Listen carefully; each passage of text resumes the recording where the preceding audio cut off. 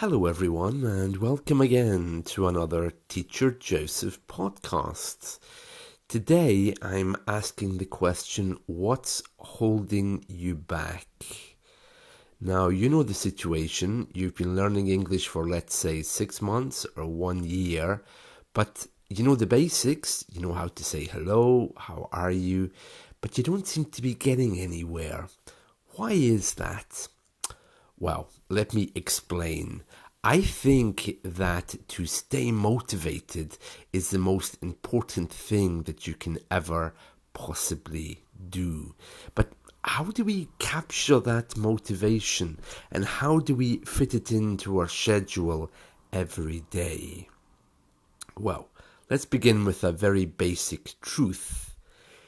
If you are saying that you just don't have time to study English, then you're saying really that you don't want to do it.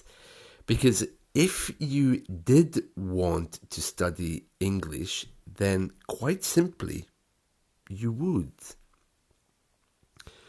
You know, English politeness is a very strange thing. Quite often we say to our friends, oh, you know, I'd really love to see you today, but unfortunately I can't. Oh, I would really love to come for dinner next month, but unfortunately I'll be busy.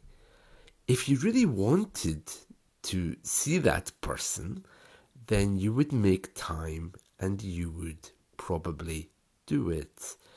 Let me just give you another example. So you say to your friend or to your family, oh, I'm sorry, I'm so busy, I can't see you today. But perhaps if you were on a first date, if you can remember what that looks like, then you almost certainly would make time and you almost certainly would put in a lot of time for preparation. So you see, the problem with learning isn't that there's no time. It's a very nice excuse. It's simply that you don't want to do it. And so here we are again, back at the same moment of, well, I'm not motivated to do it. How do we fix that? I think that motivation is something which is around all of us. You can call it spiritual, you can call it energy, you can call it whatever you want, but it's something that is always there. Let me tell you how I came to that conclusion. If a mother has a child, does she kind of at any point run out of love? Imagine that you've just had, maybe not a child, let's go for kittens, okay? So your cat just had kittens, and they all look beautiful, and you think, oh, lovely kittens, oh, they're really beautiful, I love that. That love that you have for those kittens, does it ever expire? Does it run out? Does a mother's love for a child have limits? Of course it doesn't, no. Well, what motivates the mother to keep going to the child? What motivates us to keep looking at pictures of cats on YouTube and we go, oh, they're beautiful, I love that? Well, quite simply, it's because we love them. We love what we're doing with them, we love how they behave, and we create a bond. It's no different in learning English. Now, I'm not in any way comparing learning English to your cats or to your children, but it's the same idea. You need to develop a love daily for what you're doing. And that doesn't mean that you sit down with your English book and you go, oh, could you go? Oh, you're lovely. No, it means that you have to know what buttons to press in your mind to get yourself activated and ready for learning. One of the best ways to motivate yourself is to actually do something. Now, that thing doesn't actually have to be learning.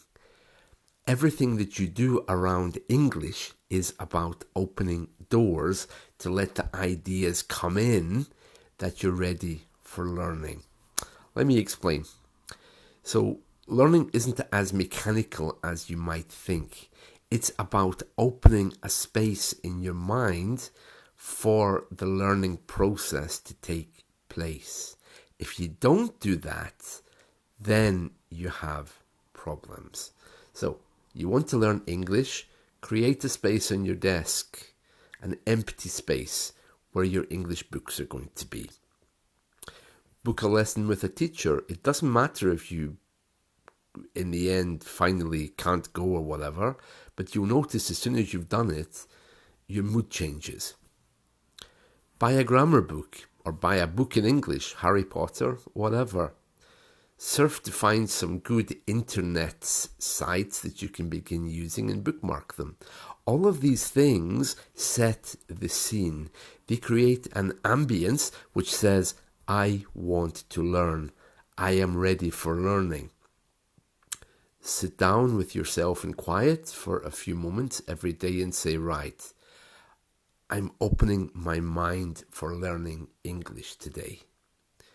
Okay? And once you do these things, you'll see that learning doesn't become so foreign to you. It doesn't become something which you say you can't do because you've made spaces in your life.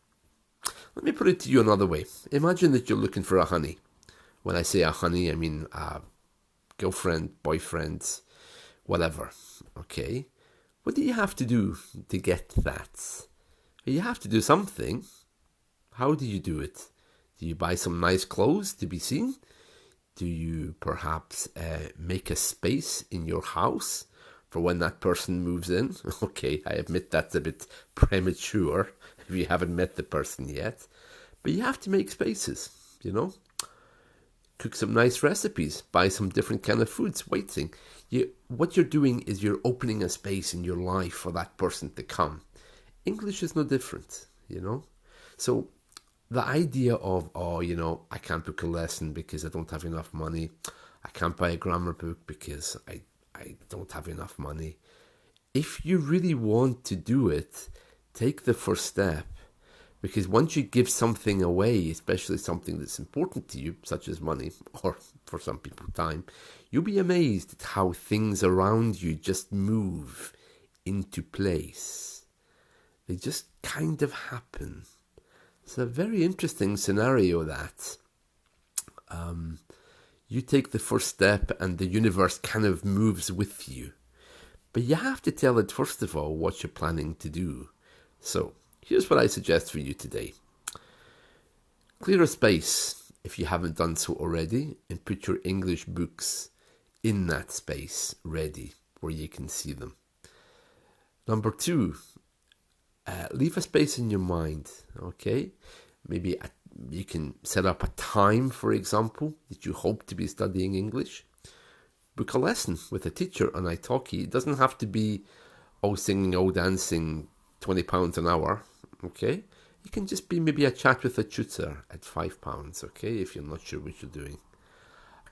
Think about how else you could open your mind to bring English in and what other things that you could do. Buy new pens and pencils, but begin to create places and things and especially people to bring in, like a language partner, for example. These things, if you do them properly, will automatically guide you in the way of learning.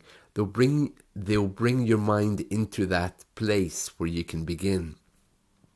But you can't go from nothing to something in a matter of seconds. There's no point. It's a waste. Oh, I'll book a lesson with an English teacher today because I want that promotion at work tomorrow. It doesn't work that way. You have to get into the right mindset. And not only do you have to do that once, but you have to do that all the time. I'm looking around the room I'm sitting in right now. There's a lot of books in it which are not conducive to anything that I'm doing with my life right now. So are those books holding me back? Well, not exactly. They're nice to have, but I should move them out of sight to make that space for learning to happen, It doesn't mean I have to pack that empty space with books related to the language I'm learning, but it does mean that in that space, I'm giving my mind a message, and that message is I'm leaving a space for something new to come in. Whether that be a husband, whether that be English, whatever. And this is a point that you really need to get to. A place where you're leaving time and you're doing things which actively help you in the learning process. Learning is not just about 1 hour of programming, when I finish work, 1 hour of English, then I go back to work again and do 1 hour of programming, or I'm a doctor, I go and see my patients, and then I try to cram in English somewhere. It doesn't work that way. You need to leave your mind open. Let it come in. Clear a shelf. Put all your English stuff in it, in a place where you can visibly see it. Surround yourself by English things. Even cook an English recipe, but begin to see how English interacts with you. It sounds a bit crazy, but it works. You have to set the scene before the drama or the play can take place. And that's a good thing to remember next time you go to the theatre. Do you think that play just came from nowhere? Oh, somebody decorated that stage to give you the ambience, to give you the right atmosphere. That's what you have to do. So if you're a bit like me and you're looking at a whole pile of books which are staring at you, books that you've had from 10, 15 years ago, put them away and move them, and leave that space empty for your English stuff as you slowly acquire it. And by the way, if you are looking for boyfriends or girlfriends, it's the very same thing, Empty out a drawer. Make sure there's space in one of your cupboards for the food that person's going to eat with you. These kind of things sound a little bit magical, and they are. That's the way life works. Okay, that's it from me. Take care and see you soon. Bye-bye.